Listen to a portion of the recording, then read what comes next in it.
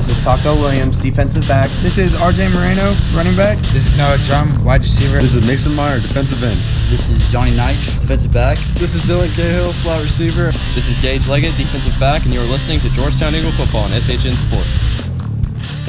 Hey, well, good afternoon, good evening, Burger University. Can you guys all hear me okay? Burger U, let's give a round of applause for the Eagle Nation Coaches Show. Want to welcome y'all.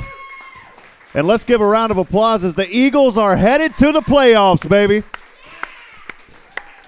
So we are excited, and for those of you in here just enjoying a nice hamburger, sorry we get a little loud in here. Normally on Wednesday night, but tonight because Georgetown plays on Thursday night, we are having our weekly Coaches Show. Takes place every day here, or every Wednesday normally here at Burger University. We're hoping for Thanksgiving football, so well, please join me as we now welcome head coach of the Georgetown Eagles, Jason Dean. Let's give it up for Coach Dean.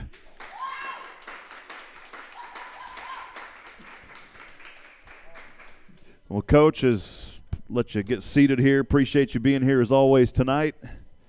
And the kids tonight had a little practice until 6 o'clock, so I wanted to thank everybody for sticking around. That's why we started a little bit late here today. But, Coach, a cold day for practice. Yeah, it's been chilly last couple of days, but kids have worked hard through it and have done well. You know, we start off when it's 119, it seems like, and today it's 38, so big change from the start of the year till now. Well, let's go back and look quickly at last week. Georgetown defeated Connolly at the field in Pflugerville on the road 34-15. They trail, or 35. No, it was 34-15. Yeah, let's give a round of applause for that. Miss Kay's hyped up tonight. We need that energy, so we need that energy to come to Seguin. We'll talk more about that. Georgetown, though, trailed 15-10 at halftime. They scored 24 unanswered points in that second half, leading to that 34-15 victory. Jackson Siosin through the air, 12 of 22, 146 yards. He had one interception. He did rush, though, for over 50 yards, 2 touchdowns on the ground. Xavier Torres rushed 11 times, 61 yards, and had a touchdown as well. Georgetown finishes the season 7-3 overall. Another winning season for the Georgetown Eagles. That's another round of applause. Congratulations, Coach. And now Georgetown 4-2 and 11-5A Division I. Coach, again, congratulations on another winning season and making the playoffs. As we look at Connolly briefly, though, things started a little bit slow. I think some Georgetown fans a little bit worried. I got to that game late. I wasn't able to call it due to a coach's show that we do for Southwestern on Thursday. But as always, we've got faith in the Eagles. And, of course, in that second half, they came roaring back. What were some of the miscues in that Connolly game early on for Georgetown, Coach? Well, we played well in the first quarter. We got a 10-0 lead, and then really essentially we gave up 2 long pass plays in the second quarter. Just a kid made a bad play on the ball and ended up giving up a long touchdown, and then right before halftime ended up giving up 2 long passes that allowed them to get in the end zone again. So, we didn't – it's not that we played bad specifically defensively. I don't think we played well offensively in the second quarter. But I was really proud of our kids at halftime. They took some hard coaching. Anytime you go in at halftime and you're down to a team that you felt like you should be handling – that there's going to be some hard coaching at halftime, and our kids took that well and came back out in the third quarter and just, really poured it on. Well, if you can, tell us, Coach, what was some of the things that you may have told them at halftime? You said hard coaching. You don't have to go into details, but some things you told them, Coach. That we got to play better, and specifically what those are. Every single coach in the locker room, after I get a chance to visit with them for about maybe a minute after we walk in and kind of give them the highlights.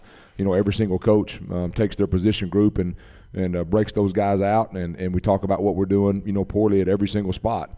And, what we're going to do better the second half. Here's the plan, going forward in the second half, and here's what we're fixing to do. And, our guys have done a great job all year long of our coaching staff of coming up, okay, here's the plan. Here's what's working well in the first half. Here's what we're going to do. And here's what's not. Here's what we got to change. And our kids are able to make those adjustments. And when that happens, you tend to come back out in the third quarter and be able to play good. Well, Coach, I mentioned earlier Georgetown scoring 24 of those points in the second half. I believe they all came in the third quarter, if I'm not mistaken. They shut Connolly out. What were some of the adjustments that helped propel the Eagles in that second half? Well, I think Connolly might have made a mistake and chose to take the win in the fourth quarter. And so we got a long kickoff return. RJ Moreno led off the second half, got us set up on our side of the field on about the plus 40-yard line going in to score. We're able to take the ball down, put it in the end zone. You come back out the very next series, we held on defense, did a great job on defense, made some good tackles, and then, we block a punt, and we block a punt for a touchdown. And, so now that's 14. Our offense gets the ball back again, goes right down the field and scores again. So it kind of snowballed there in the third quarter and able to get it going our way. Coach, something we've talked about this entire season, we've seen Jackson, his quarterback, of course, really – using his athleticism in the running game, but not just him, but other running backs. You talked about R.J. Moreno, Xavier Torres. We've seen Rodan in the backfield as well.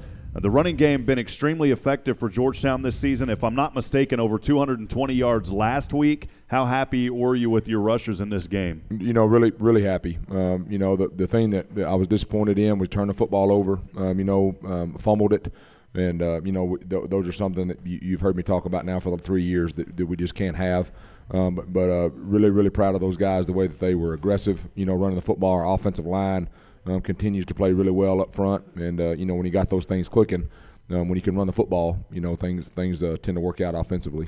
Coach, besides the running, not despite, but in addition to the running, some other areas in the game that you were really proud of Georgetown, especially that rally in the second half. Sure. I thought our short passing game continues to do well. We were able to get the ball on the perimeter, got the ball to Corey, maybe more this game. We're going to talk to him here in a little bit. Got the ball to him, made some good plays. So, when the running game's working well and you're able to spread the field, not just vertically but spread it horizontally, and I think that's kind of been our MO this year. We're able to spread it sideline to sideline, and you make people start defending 53 yards sideline to sideline, and it tends to open things up a little bit more. Well, Coach, I was going to ask final thoughts, but you pretty much answered everything on the Connolly game, so we'll jump right into talking about this coming up. By-district round of the playoffs. Of course, Georgetown will face the Seguin Matadors at 7 p.m., I believe 7 p.m. on Thursday. Correct. That on the road at Matador Stadium in Seguin. Seguin finished 7-3 overall, 6-1 in District 12, 5A Division I. And they lost to LBJ in an overtime thriller this past Friday. I was actually in the studios at Bandstand on 1370 AM, and I don't know why they allowed me to come in there, but they did. And I'll be honest, I talked up Georgetown for 4 hours on that show, and very excited. And a special shout-out to Snoop Daniel and all the fine folks at 1370 and Intercom for letting me hang out there. We were listening to that LBJ game, and to be honest, I was kind of hoping that LBJ would pull out a victory because I think a Georgetown-Seguin matchup would be well, and that's what kind of turned into. Coach, has Georgetown, before we really dig into it, I was trying to look, has Georgetown played the Matadors before? I don't know before 2005. When we got here in 2005, we actually scrimmaged them. They were our opening scrimmage of the year in 2005 and 2006. Those two times we've seen them. But as far as I know, or I do know for a fact, since then we haven't played them. As far as, before 2005, I don't know. So during, from your perspective as a coach, was there a certain way that you were wanting that game to go? Were you hoping it was LBJ, or did it matter either way? It really didn't. Either way, just from a logistical standpoint, I haven't seen any of those teams play all year long, so I don't really know, have an opinion of who's better than who. Seguin was able to beat Dripping Springs in overtime, earlier during the year, and then LBJ beat Seguin in overtime. So I think they're all pretty equal, athletically and what they do and the type of product that they're able to put on the field.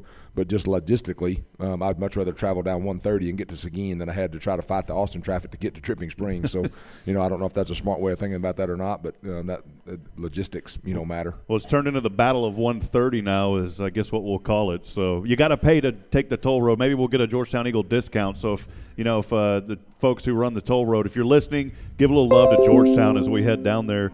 Well, Coach, talking about the Matadors before we really dig into a little bit more of this game, a turnaround season for Seguin.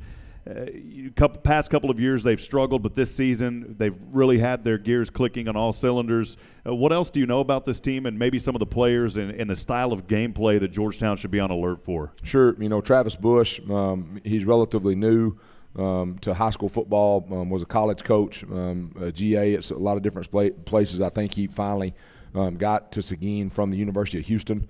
Coach Bush does a tremendous job, and has really taken that program to another level, as you mentioned, new heights, for them.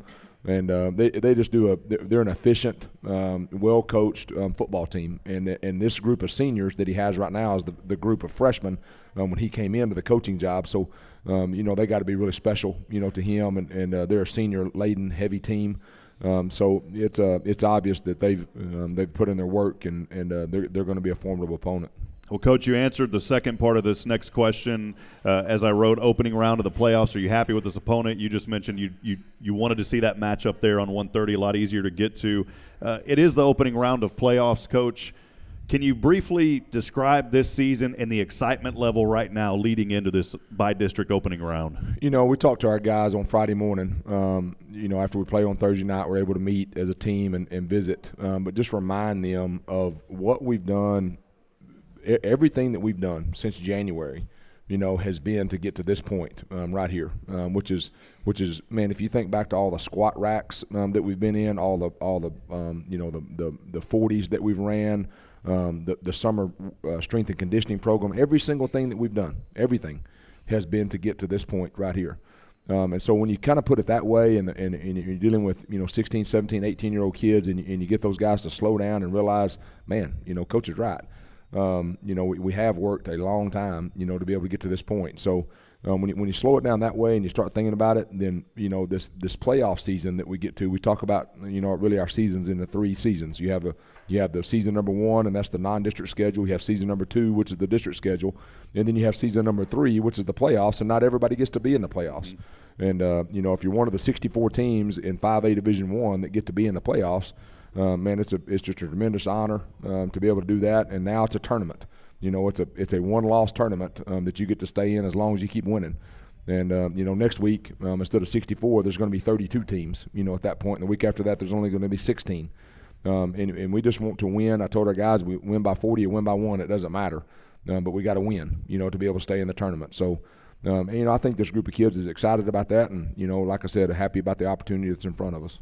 Coach, a couple of final questions here as we continue to talk to head coach Jason Dean of the Georgetown Eagles. There's been some UIL rule changes, if I'm not misspeaking regarding those, but there's teams now in the by-district round that get home field advantage. A lot of times we see teams meet in the middle or kind of work things out on their own, but now I believe with the UIL changes, the team that has more gets that home field advantage. Can you describe that a little bit and what you may know on that, Coach? Sure, you're exactly right. They started it 2 years ago with 6A, kind of a trial period. They moved that now to 5A.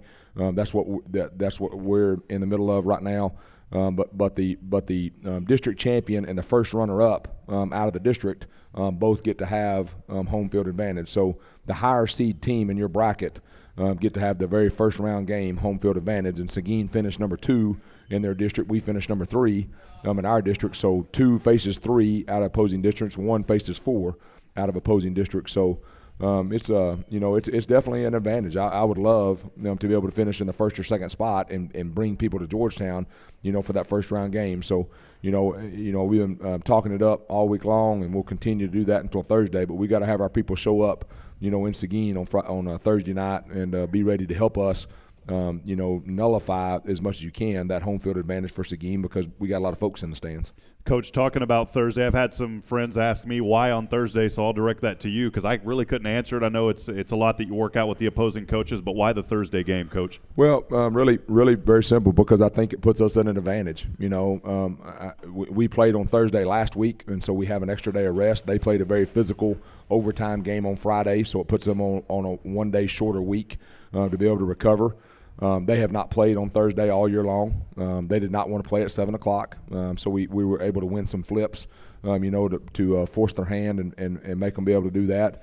But also I think it helps that home field advantage a little bit in that not all of their people that are going to show up on a Friday night are going to be able to show up on a Thursday night, just by the nature of work and, different things like that. So it's kind of my theory. Everybody that was going to go watch us play in an out-of-town game on a Friday night is still going to go to watch us play in an out-of-town game on a Thursday night, I think it helps our team and puts us at an advantage. And I think, shout out to all the Georgetown businesses that are going to let everybody off at noon on Thursday. So I wanted to tell you, thank you, employers, for having the hometown spirit, Coach. I think the town's shutting down. That's right. We're shutting down. Yep. Let's clap for a Georgetown shutdown on Thursday. Can we get that? Can we do that, Georgetown? Well, Coach, final question here. Just your overall thoughts on this matchup, and of course, we want Georgetown to show up there on Thursday night as much as possible. Sure. Defensively, we got to stop the run. They do a great job. They've got a couple talented running backs. They do a good job of getting the football to. We got to be able to stop the run, and then we can't give up the long pass over our head. We're going to have to be patient. Come up and tackle. Hey, I got you something here before I get out of here. A couple weeks ago, you asked me for a long sleeve pullover, and man, these came in. So you and our coaching staff are the ones that have one of these. So man, we appreciate you and all that you do for Georgetown football. So thank you, Coach. That That means a lot to me, Coach. You. Man, thank you, Coach. This is beautiful. Thank you, Coach. Awesome.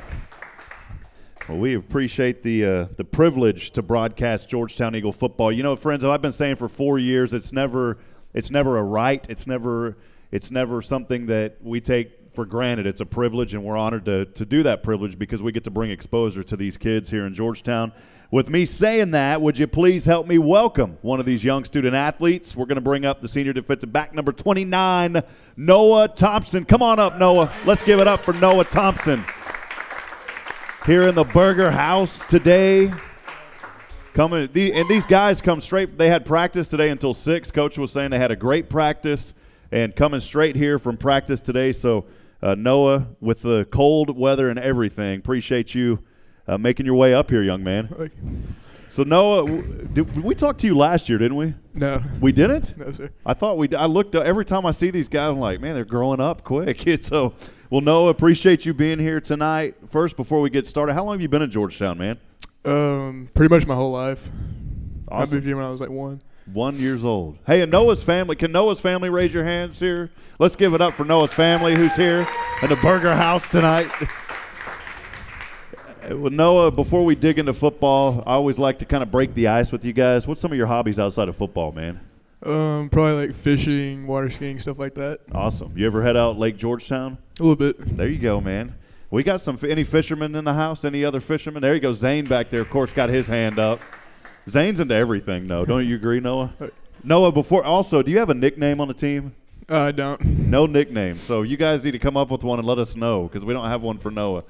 There we go, man. Well, as we continue to talk to Noah Thompson, as we go back, and we won't dig into it too much, but talk about the defense and the effort there against Connally. You guys struggling there in that first half. But then coming back in the second half, talk about the adjustments that were made on defense and the shutout in the second half, which was impressive. We just gave up a couple big plays in the first half, but we adjusted and shut down the run pretty much all day and shut them down in the second half. And shut them down big time. No score, of course, at all. 24 points for the offense of Georgetown, doing a great job there.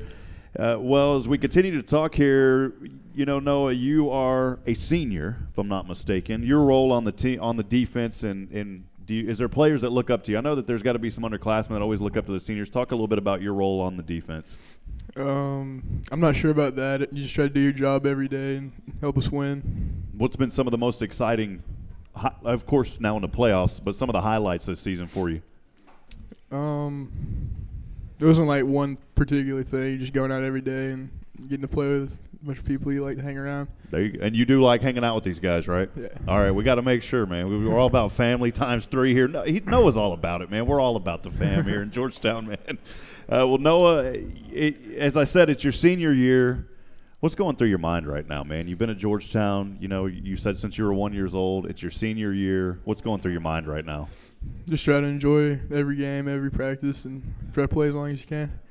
Well, as we ask a few more questions here to Noah Thompson, first round of the playoffs, talk about the excitement level right now. What's it been like for you personally, and what have you noticed with your team heading into this bi-district playoff matchup? Just everyone's turning it up a little bit and getting ready to go. Is the music getting louder in the weight room, or is it about the same? It's about the same. We got to crank that music up, guys. And we're in the playoffs, guys. Come on, let's go. We're in the playoffs, guys.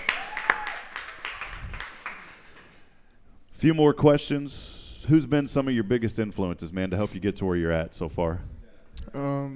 Just family, coaches, everyone. And you play baseball too, man. Yes, Tell us about tell us about baseball, because you guys had another great season this past season. Undefeated in district play. Let's give a round of applause for that. How awesome is that? Talk about just a little bit, Noah, the transition, from baseball to football, and what has baseball meant to you? It's meant a lot. I just like going out and competing no matter what it is. So you don't care what sport it is, man. Even if they had croquet and you somehow got into that, you tear it up, right? Awesome, Noah. Well, look, a couple last questions here as we finish up with Noah Thompson. Future plans, you're a senior. You got any ideas? What do you want to do, man? I'm not sure yet. Try to figure that out later. Well, you still got some time, so you'll get it figured out, Noah. Finally, the camera's on you right there in front of you. Who do you want to give a shout-out to? A little love from Georgetown, Texas tonight. Shout out to everyone so I don't leave anyone out. There you go. See, Zane back there was like, hey, that's a good answer, man. Well, let's give it up one more time for Georgetown defensive end, Noah Thompson. Thank you, Noah. Appreciate you, brother. I was trying to think. I've seen Noah before, and then I was like, oh, yeah, duh, baseball. So it's been awesome watching this young man grow up over the years and just doing another great job at Georgetown High School. So another outspoken, awesome young man here at Georgetown. Well, ladies and gentlemen, please join me now in bringing up on the offensive side of things the junior wide receiver, number 15, Corey Coleman. Come on, Corey.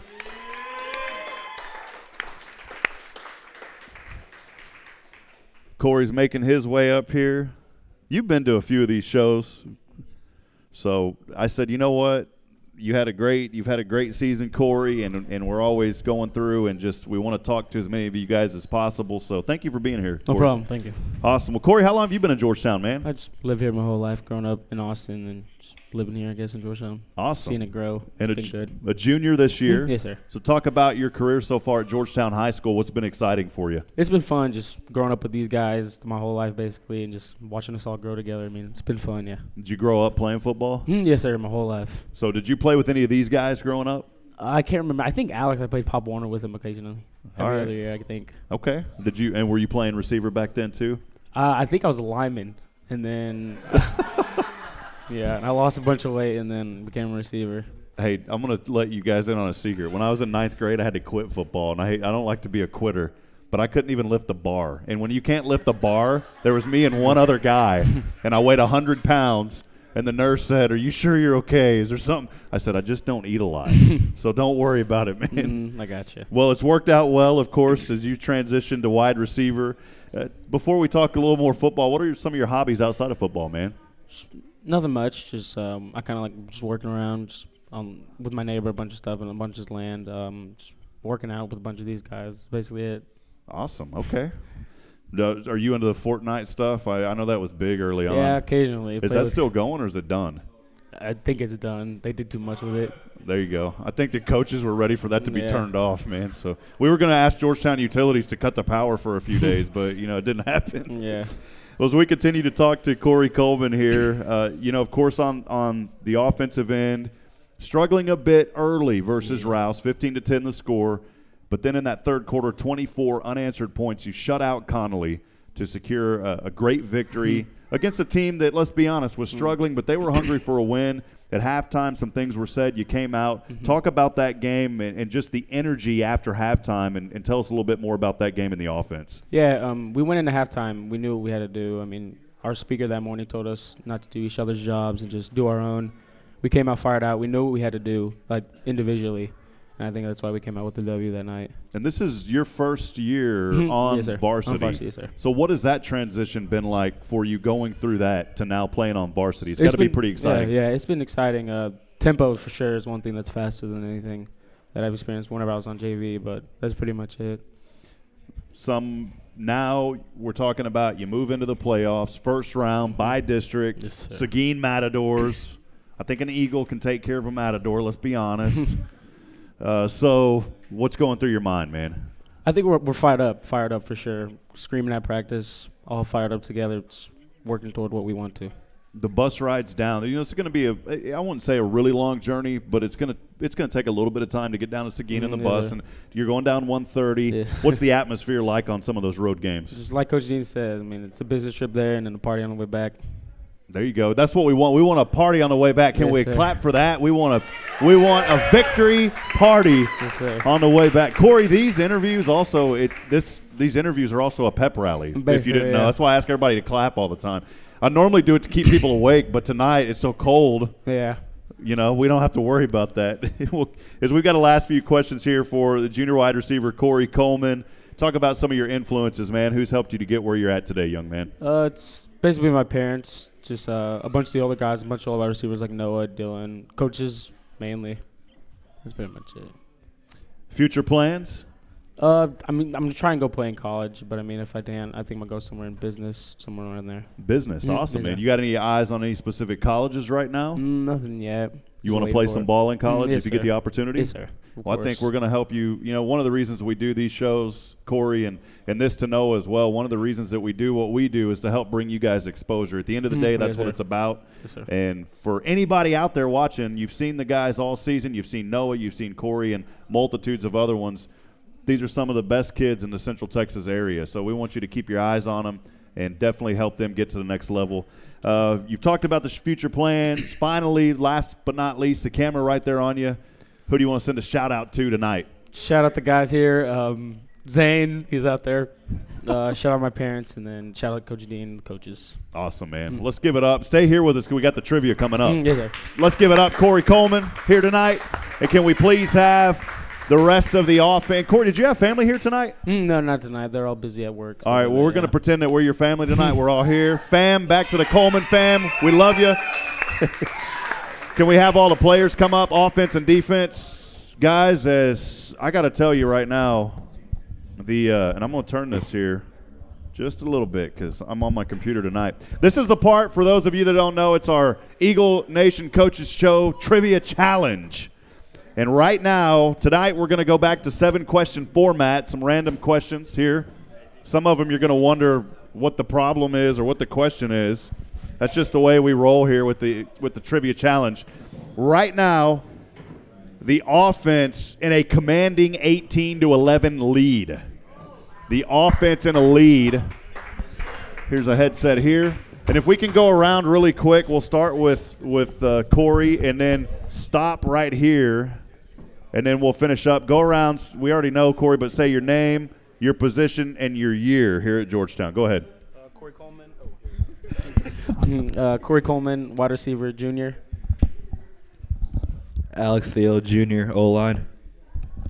Tommy Wilson, junior, JV O-line. Nate McMillan, 2019. Let's give it up for Nate in the house. Come on, Nate. What's up, Nate? Matt Anderson, junior, linebacker. All right, welcome, Matt. Noah Thompson, senior linebacker. And Noah Thompson, senior linebacker. Senior linebacker. All right, here we go. Since the defense is down, you're not out. We're talking Thanksgiving football. We're talking Christmas, almost Christmas football here now, guys. So we're not out. And, hey, Noah, do you mind scooting over? Who's all on the – where's the offense and defense split at? Offense. Yeah, scoot over this way, Noah, if you can, just a little bit. Yeah, there you go. Cool. There we go. All right, guys, here we go. We're going to start with the defense. We're going to let you guys start this. 7 questions right now. The offense, though, is leading 18-11. I didn't have to ask Alex tonight, Alex. I had it down, man. So here we go. What sport is played the most in high school throughout the USA? I'm talking the entire USA, not just Texas. What sport is played throughout the high school circuit the most in the USA? Is it basketball, both boys and girls combined, baseball, football, or volleyball? Football or volleyball, baseball or basketball, both boys and girls. Which sport in high school is played the most throughout the USA? Basketball. We will start with the defense. Are you guys ready, defense? We'll give you 5 seconds. Hey, and Taco and Jackson finally made it in. Can we welcome them? Come on, welcome, guys. It's basketball. All right, guys, 4 seconds. 3, 2, 1. Defense. Basketball. Basketball. Offense, your answer. Basketball as well. The answer was actually football. I kind of tricked you with the way I said it. Booyah! I tricked you. Well, we tricked you guys. That was the whole point. So it's still 18-11. Here we go. We're going to start with the offense. Which state has the most high school football teams and players? Which state? Is it California, Florida, Ohio, or Texas? Again, which state has the most high school teams and players? California, Florida, Ohio, or Texas? We will give the offense 5 seconds. 3, 2, 1. Offense, your answer. Texas. Texas. Defense. Texas. Texas is correct. I tried to trick you. It didn't work. Just a little insight here. Texas has over 1,000 high school teams and over 158,000 players, by far the most. The score is 19-12. Offense still leading.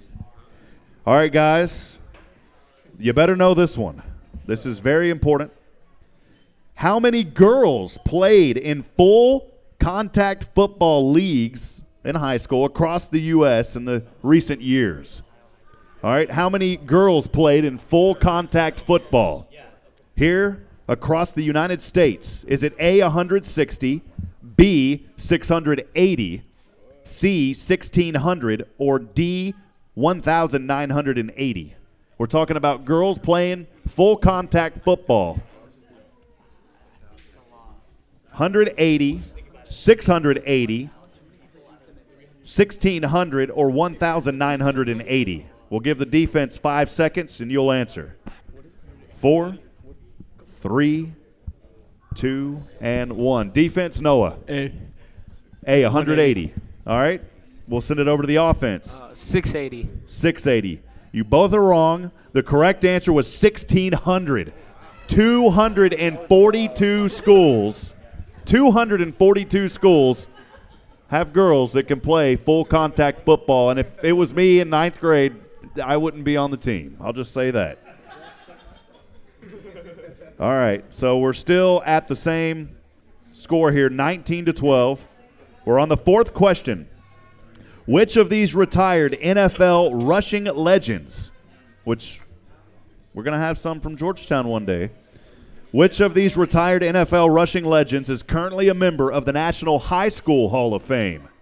Is it A, Jim Brown, B, Eric Dickerson, C, Barry Sanders, or D, Herschel Walker? Again, which of these NFL rushing legends is currently a member of the National High School Hall of Fame? Is it Jim Brown, Eric Dickerson, Barry Sanders, or Herschel Walker? We'll send this one back over. It's the offense. We'll give you 5 seconds. 4, 3. You guys ready? Yeah. All right, go ahead, Corey. Herschel Walker. Herschel Walker for the offense. Defense, your answer. Herschel Walker. Herschel Walker, you're both right. My goodness. We're just not gaining any ground tonight, guys. 19-12 the score. By the way, Herschel Walker, Johnson County High School in Georgia.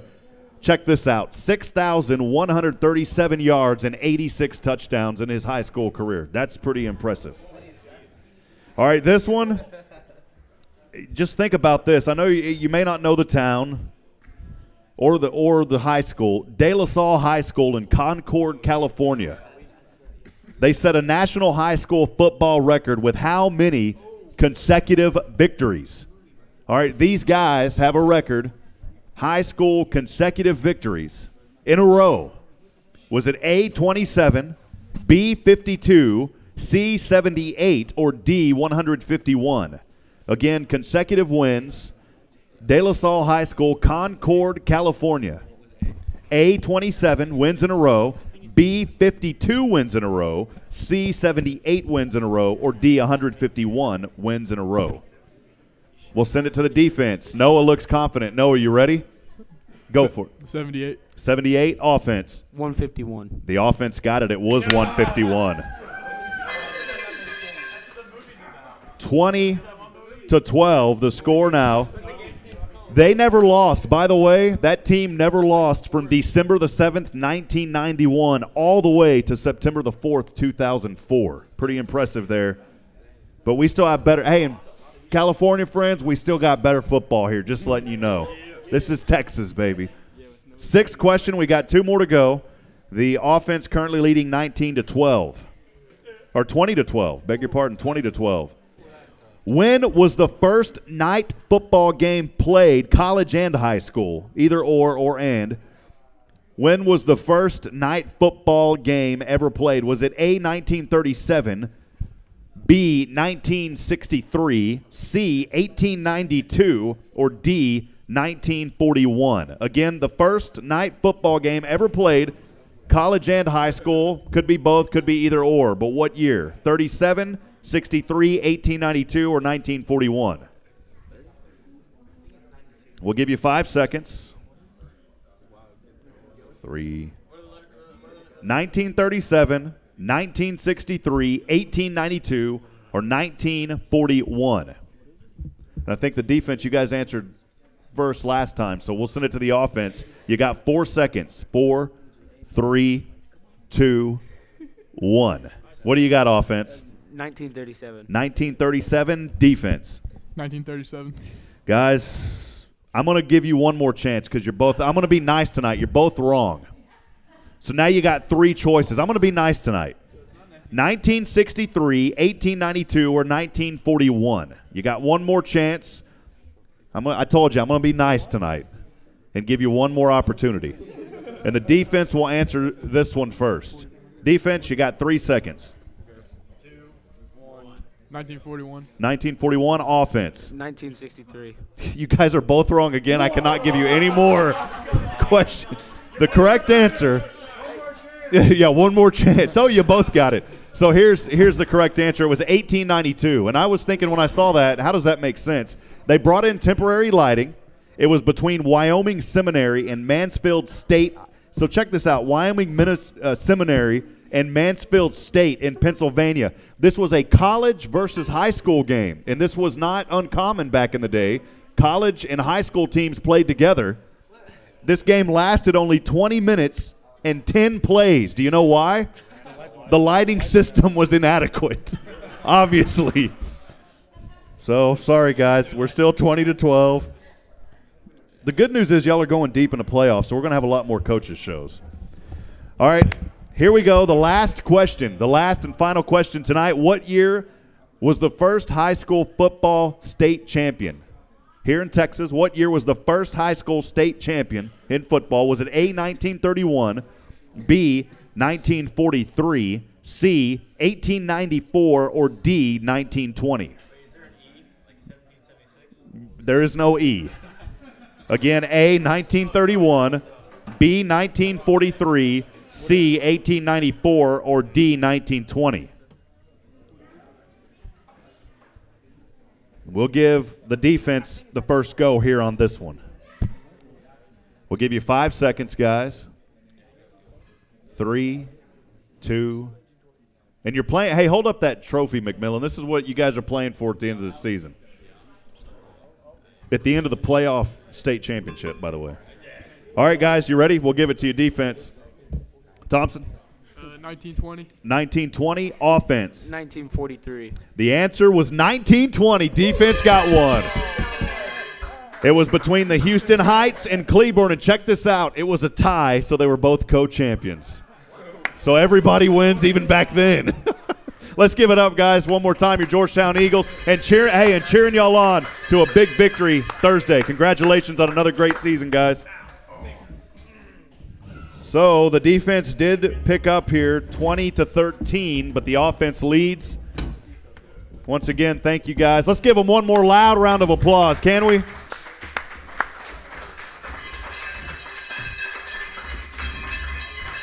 Kay's got the bell going, and I think someone back there lost their ears, so that's great. We know it's working. Terry back there is like, wait, no, I'm just kidding. Well, let's bring up your Georgetown Eagle Booster Club president, Mr. Pete Thiel. Come on up, Pete. We got some. It's a Christmas tonight in here. It's Christmas in November. That's right, and we'll talk about that. You know, though, I won't say which hardware store because there's a big hardware chain.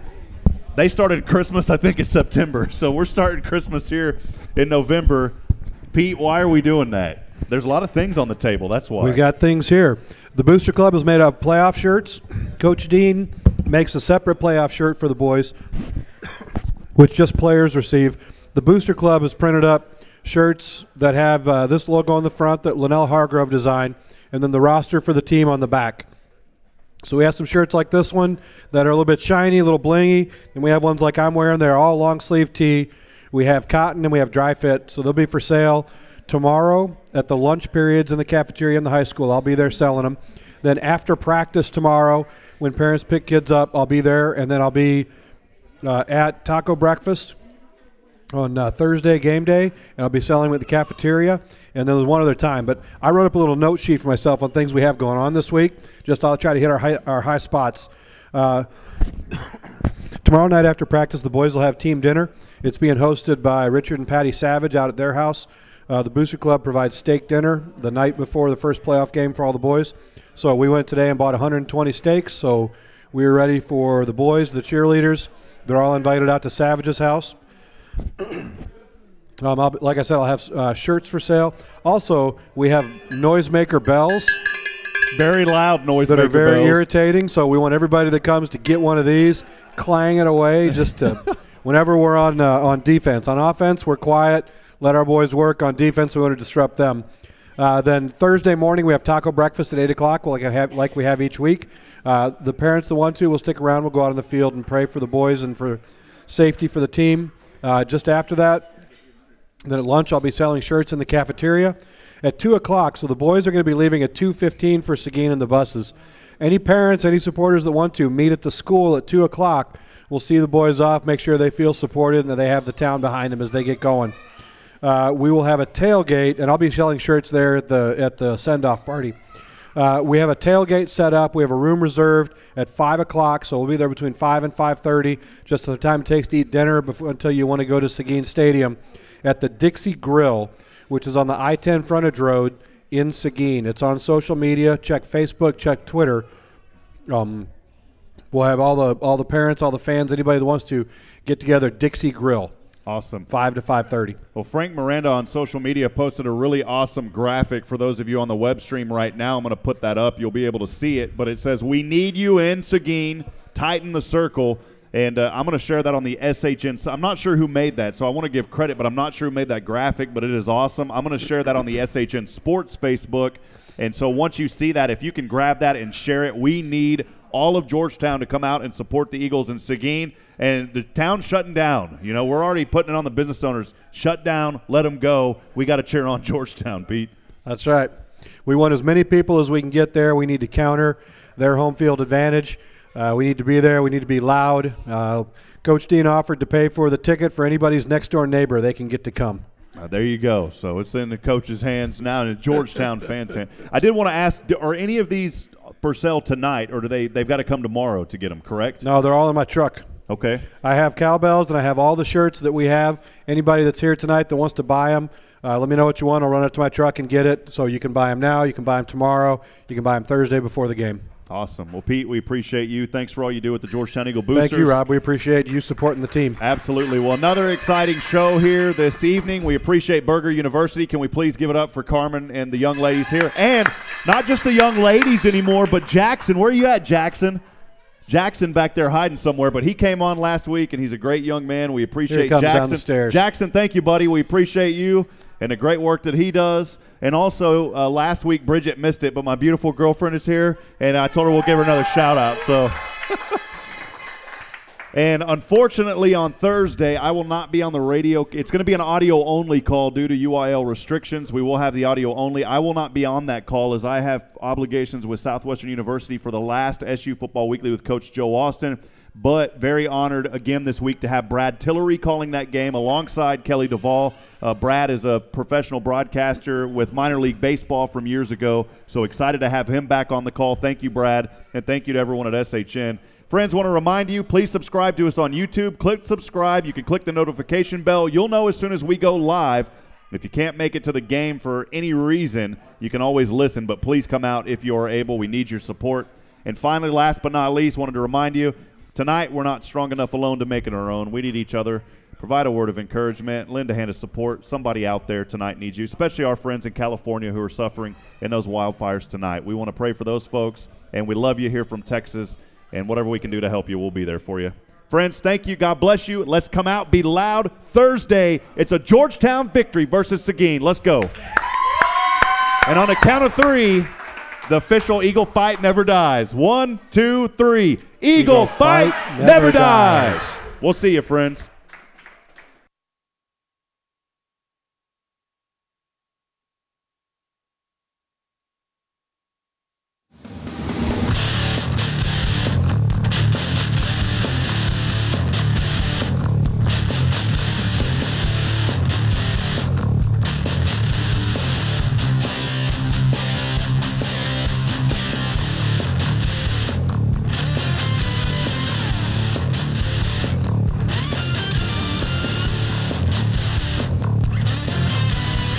This broadcast is under the direction and is copywritten by the Shoning Hip Network. Any rebroadcast, retransmission, use of sound bites and interviews, and use of any other content, including audio or video, without the direct written consent and permission by the Shoning Hip Network is strictly prohibited and protected by federal and copyright laws. All rights are reserved by the Shoning Hip Network and SHNSports.com.